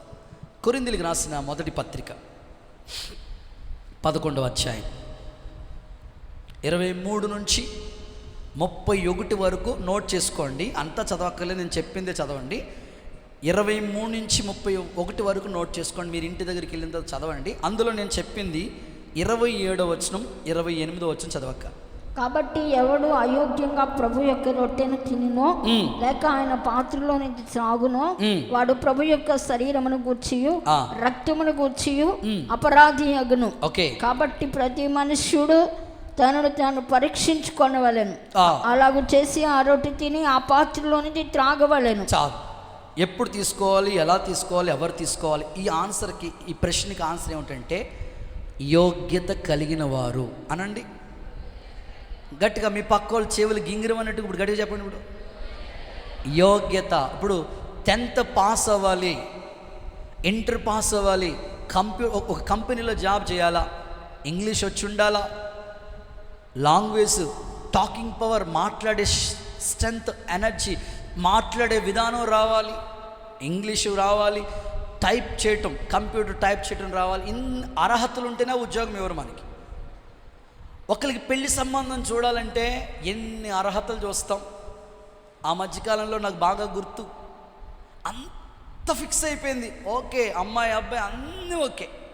అబ్బాయి ఒక్క కారణాన్ని బట్టి పెళ్లి చేసుకోవడం మానేశాడు. ఏందయ్యా అని వాళ్ళ వదినమ్మ అడిగింది, ఏవయ్యా ఎన్ని సంబంధాలని చూడమంటావయ్యా నీకు? ఒక్క కారణం, అది కూడా ఏంటంటే పెళ్లి కూతురు జడ గోంగూర కట్టంత ఉందంట. అంతే, సంబంధం ఆగిపోయింది. ఆ వదినమ్మ అంటారు, ఏమయ్యా నువ్వు ఆ జడ ఏం చేసుకుంటావయ్యా బాబు? ఆవిడ ఫేస్ కట్టు, లేకపోతే ఆవిడ మంచితనం, గుణం కాదా? గుణవతి అయిన భార్య దొరుకుట అరుదు, అది ముత్యము కంటే. అమ్మ, గుణవతి అయిన భార్యలు ఇక్కడ ఎవరు లేరా? గుణవతి అయిన భార్య దొరుకుట అరుదు, అది ముత్యము కంటే విలువైంది. అలాంటి వాళ్ళు కదా యెహోవా యందు భయభక్తి కలిగిన స్త్రీ కొనియాడబడుతుంది. అలాంటి వాళ్ళు కదా సెలెక్ట్ చేసుకోవాల్సింది. నువ్వు జడేం చేసింది, ముడేం చేసింది రా బాబు నిన్ను? ఆలోచించండి. ఇక్కడ యోగ్యత అంటే ప్రభు బల్ల తీసుకోవడానికి నేను యోగ్యుడినేనా, అర్హుడినేనా? యోగ్యత ఉంటే ఖచ్చితంగా పాల్గొ. నీ మనస్సాక్షి, నీ అంతరాత్మ, నీ సెన్స్ నీకేం చెప్తుందో ఖచ్చితంగా ఒప్పుకొని ప్రభు దగ్గర కనికరం పొందు, మన్నిస్తాడు ప్రభు. అందులోనే పరీక్షించుకుని కదా, ప్రతి మనుషుడు తన తాను పరీక్షించుకుని ప్రభు బల్ల తీసుకునేటప్పుడు స్వపరీక్ష, నా అంతరంగం నేను పరీక్షించుకోవాలి. నేను అంతా ఉపవాసం ఉండి ప్రార్థన చేసుకుని మరలా ఉదయకాలం కూడా మరలా ప్రభు పాదాల దగ్గరికి వచ్చి పరీక్షించుకుని ఏదైనా చిన్న లోపాలు, యేసయ్య నన్ను దిద్దు, ఒక సేవకుడిగా నేను అనేకులకి రొట్టె ఇవ్వాలి కదా, నన్ను అర్హునిగా మార్చు. అలాగే మా బిడ్డలు కూడా ఏ ఒక్కరు మిస్ అవ్వకూడదు, వాళ్ళని పరీక్షించుకుని సరి చేసుకోవడానికి అవకాశం ఇవ్వయ్యా. పరీక్షించుకోండి. లోపాలు కనబడ్డాయి అనుకోండి, తీసుకోకుండా ఉండొద్దు. ఆ లోపం ప్రభు దగ్గర ఒప్పుకోండి, చాలు. దేవుడు క్షమిస్తాడు. చేతులెత్తి ఒకసారి హల్లెలూయా చెప్పండి. ఒక భర్త, భార్య, తన కుటుంబం రెగ్యులర్గా దేవుని మందిరానికి వచ్చి వెళ్తూ ఉన్నారట.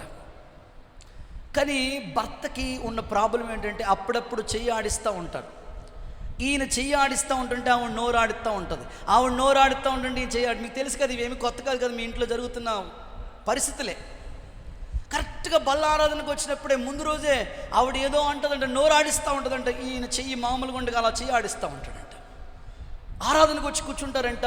ప్రభు మందిరంలోకి వచ్చిన తర్వాత బల్ల ఆరాధనలో పాల్గొందాం అన్నప్పటికీ భర్త అంటాడంట, రాత్రి నిన్ను కొట్టాను కదా, నేను తీసుకోనులే అంటాడంట. భార్య అంటుందంట, నేను కూడా నిన్ను ఏదో అన్నాను కదండి. అలా అనుకోని వెళ్ళిపోవటం కాదట. అక్కడికి వచ్చినప్పుడు మీకు ఏం గుర్తు చేసుకోవాలంటే, నేను నిన్ను కొట్టాను కదా, నేను మాట అన్నాను కదా, ఈ పూట ఈ క్షణమే ఈ సన్నిధిలోనే తీర్మానం చేసుకుంటున్నాను, నేను నిన్ను కొట్టను. స్తోత్రం అనరా. ఉన్నారులేండి బాబు, కొంతమంది భార్యలు కొట్టే భర్తలు ఉన్నారమ్మో, ప్రబుద్ధులు ఉన్నారు, మంచోళ్ళండి బాబు. మీరు అట్లా అనుకోండి, అట్లా చేయకండి. మిమ్మల్ని నమ్ముకుని అన్నీ వదులుకుని సర్వస్వం మీరే అనుకుని వచ్చిన వాళ్ళని కొంచెం గౌరవించండి అయ్యా.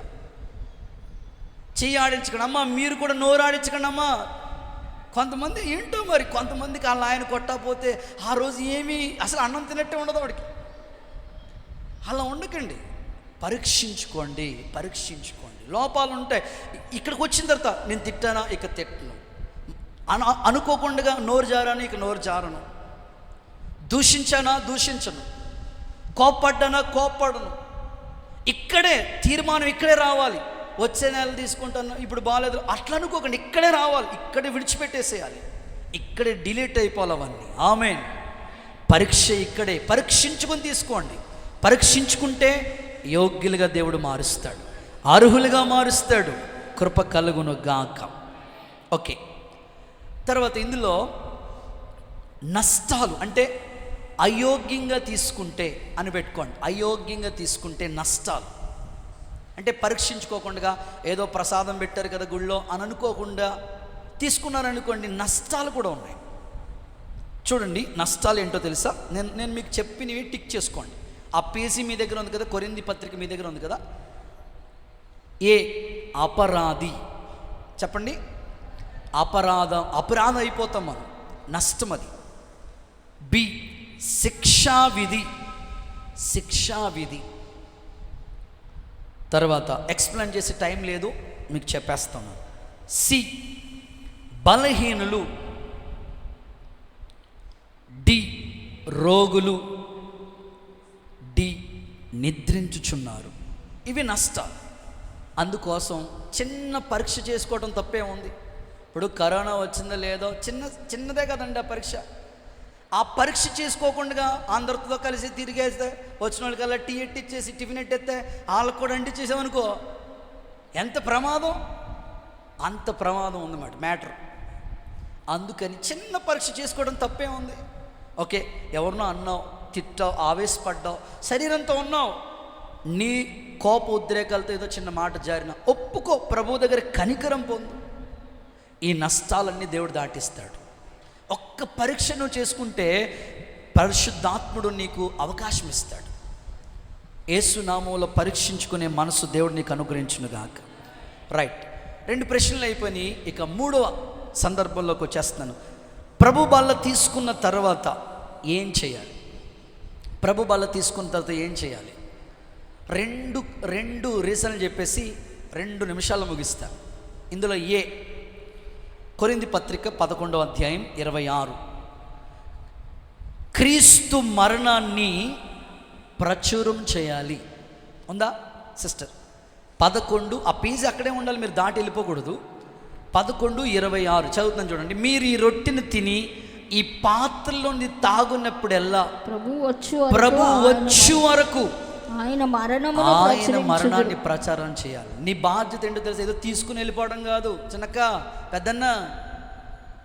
తీసుకున్న తర్వాత నువ్వు చేయవలసిన పని ఏంటో తెలుసా? ప్రభువును గురించి, ప్రభు మరణాన్ని గురించి కంపల్సరీ ప్రచారం చేయాలి. ఎలక్షన్కి ఎంతమంది క్యాన్వర్సింగ్ చేస్తారో, చందనాభదర్శ వాళ్ళు అడ్వర్టైజ్మెంట్ ఎంత అద్భుతంగా చేస్తున్నారో, అంతకంటే ఎక్కువగా నువ్వు ప్రభుని గురించి ప్రచారం చేయాలి. ఆమేన్. ఎందుకో తెలుసా? నువ్వు ప్రభు మరణాన్ని గురించి, ఆయన పునరుద్ధానాన్ని గురించి, ఆయన జీవాన్ని గురించి రుచి చూసి తెలుసుకున్నావు కాబట్టి నువ్వు బలలో పాలిభాగస్తులయ్యావు కాబట్టి నీకు ఒక బాధ్యత ఉంది. కంపల్సరీ ప్రభు గురించి నువ్వు చెప్పాలి. ఆయన ఎవరైనా ఒకరిని కనబడ్డారనుకో, ఒక అన్యజనుడు కనబడ్డారనుకోండి, వాళ్ళు అయ్యో నరకం తప్పించబడాలి, వీళ్ళు ఖచ్చితంగా ప్రభు గురించి చెప్పాలి. వీళ్ళకి మరణం, పునరుద్ధానం, జీవం ఆయన శక్తిని గురించి నువ్వు కంపల్సరీ నోరు విప్పి చెప్పాలి. ఇది నీ బాధ్యత. యేసునామములో సంఘాన్ని దేవుడు అలాగు దిద్దునుగాక.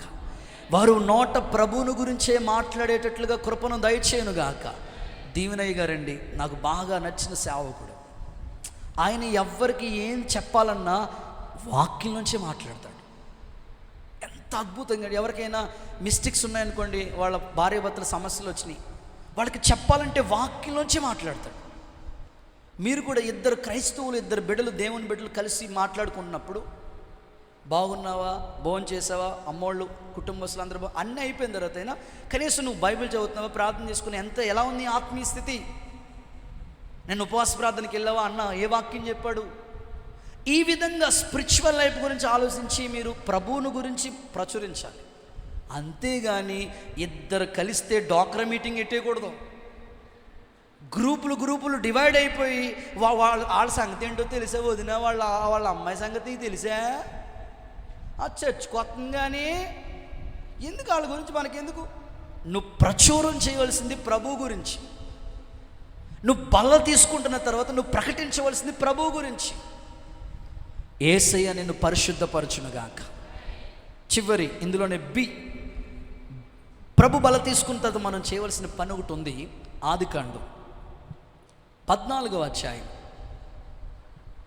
18 నుంచి 20 వచనాలు మీరు ఇంటికి వెళ్ళిన తర్వాత చదువుకోండి. ఆ సారాంశం ఒకటే, దశమ భాగం ఇవ్వాలి కంపల్సరీ. అది దేవుడిచ్చిన ఆజ్ఞ. అబ్రహాము ఫస్ట్ బల్లారథం తీసుకున్న బైబిల్లో మొట్టమొదటి వ్యక్తి ఎవరంటే అబ్రహాం. అతనికి బల్ల ఇచ్చింది ఎవరంటే మెల్కీసెదెకు అనే యాజకుడు ఇచ్చాడు. షాలేము రాజు ప్రధాన యాజకుడైన షాలేము రాజు అయిన మెల్కీసెదెకు అతడు ఎప్పుడైతే రొట్టె ఇచ్చాడో అతనికి అన్నిట్లో 10వ వంతు ఇచ్చాడు. అన్నిట్లో 10వ వంతు ఇచ్చాడు. మీ జీవితంలో కూడా ప్రభు బల్ల తీసుకుని వెళ్ళిపోవటం కాదు, తీసుకున్న తర్వాత నువ్వు ప్రభు బల్ల ఆరాధన తీసుకున్న తర్వాత ఆయన శరీరానికి మనం ఎంత వెల కట్టగలమండి? ఏమిచ్చి మనం ఆయన రుణాన్ని తీర్చుకుంటాం? దేవుని మందిరంలో ఆహారం ఉండినట్లు, దేవుని మందిర పరిచర్య కొరకే. ఇది యాజక సేవ, ఇది పరిచర్య, మహిమగలిగిన సేవ, అభివృద్ధి కొరకే. 10వ వంతు ఖచ్చితంగా నువ్వు చెల్లించాలి. ఈ అనుభవాలు గుండా మీరు వెళ్ళండి. యేసయ్య రాకడని ఎదుర్కొనే కృప సంఘమంతటికి దయచేయునుగాక. నేను ముగిస్తా ఉన్నాను. ఇది ప్రభు బల్ల మనం ఎందుకు పాల్గొనాలో 3 విషయాలు చెప్పాను. ఎలాగ పాల్గొనాలో కొన్ని మాటలు చెప్పాను. తీసుకోకపోతే వచ్చే నష్టాలు ఏంటో, తీసుకునేటప్పుడు యోగ్యత లేకపోతే ఎంత ప్రాబ్లమో అన్నీ చెప్పాను. చివరికి తీసుకున్న తర్వాత కూడా ఏం చేయాలో ఎంత వివరంగా ప్రభు బల్ల గురించి మనకి ప్రభు బోధించాడు. ఈ మాటలు ఈ చెవితో విడిచిపెట్టి ఈ చెవితో విని వదిలేటట్టు కాకుండా మీ గుండెల్లో హృదయం అనే పలక మీద రాసుకోండి. ప్రభు బల్లకి అందరిని దేవుడు యోగ్యులుగా మార్చునుగాక. మోకరించండి. చిన్న